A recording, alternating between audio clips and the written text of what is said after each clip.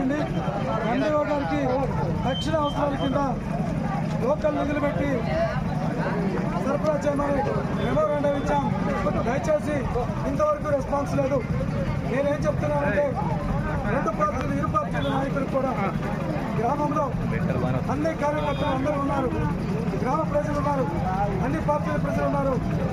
ఊళ్ళో తిరిగే నాయకులైనా తక్షణమే స్పందించి ఎవరు సాధ్యమైనంత వరకు నీళ్లు సరఫరా చేయాల్సిన అవసరం ఉందని చెప్పేసి నేను తెలియజేస్తా ఉన్నాం. ఒకటే చెప్తున్నాం, రేపు పునరుద్ధరించకపోతే సోమవారం రోజు ఆడవారితో కలిసి సచివాలయం మండలాఫీసు ముట్టడిస్తామని చెప్పి తాళాలేస్తామని చెప్పి తెలియజేస్తా ఉన్నాం.